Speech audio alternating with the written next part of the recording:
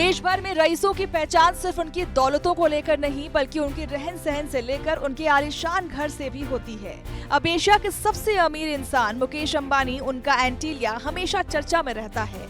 लेकिन यहाँ हम एक ऐसे शख्स की बात कर रहे हैं जिसे राजा महाराजा बनने और नाम कमाने का शौक ऐसा चढ़ा कि अपने गाँव में ही 4-5 मंजिला नहीं बल्कि पूरी 14 फ्लोर की बिल्डिंग खड़ी कर दी।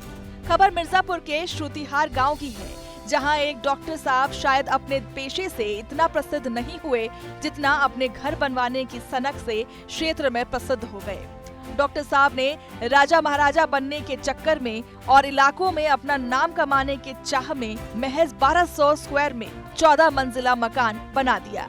आसमान छूता किलानुमा ये मकान फिलहाल आसपास में दहशत फैला रहा है। आंधी तूफान और बारिश होने पर आसपास के लोगों को इमारत गिरने का डर सता रहा है। गांव वालों का कहना है कि इस इमारत के कारण कभी भी गांव में बड़ा हादसा हो सकता है। अब लोगों ने इस इमारत को प्रशासन से गिराने की मांग की है। ये 14 से 15 मंजिला बिल्डिंग है। ये बहुत ही जर्जर बिल्डिंग है, बिना पिलर के बनी हुई बिल्डिंग है।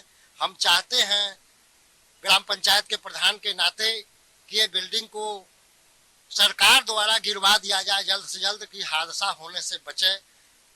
आंधी आता है, तूफान आता है तो खतरा बराबर बना रहता है। फिलहाल तो मिर्जापुर के इस गांव के अंबानी बनने के उत्सुक सियाराम सिंह पटेल 10 साल पहले ही गांव से छोड़कर सोनभद्र में बस गए थे। लेकिन फिर भी अपने इस शौक का दीदार करने के लिए अक्सर गांव में आते जाते रहते हैं।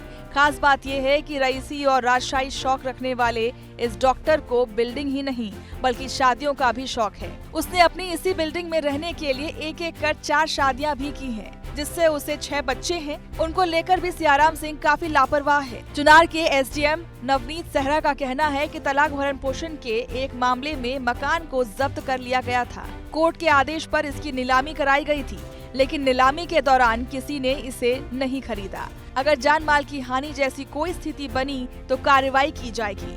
मकान के कारण खतरा उत्पन्न हुआ तो हम धारा 133 का उपयोग करके इसे हटा देंगे।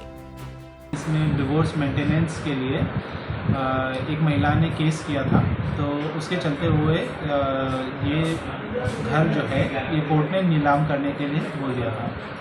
जब नीलामी की प्रक्रिया हुई तो कोई व्यक्ति नीलामी में प्रतिभाग नहीं किया और इसके चलते हुए ये सीज हो गया था।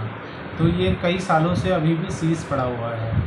और रही बात लेते हुए कि अगर कोई जनहानि की समस्या आती है कि घर की स्ट्रक्चरल इंटीग्रिटी को लेते हुए, तो इसमें हम लोग धारा 133 का इस्तेमाल करते हुए हम लोग इसको हटा देंगे। स्थानीय लोगों के मुताबिक सियाराम को शानो शौकत और नाम कमाने का शौक है।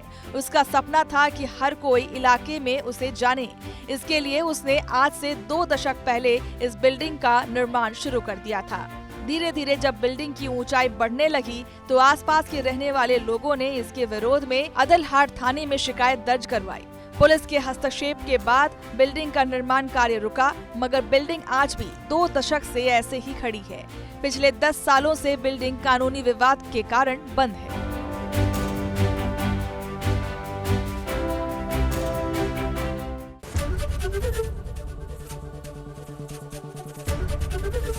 एबीपी गंगा, खबर आपकी, जुबान आपकी।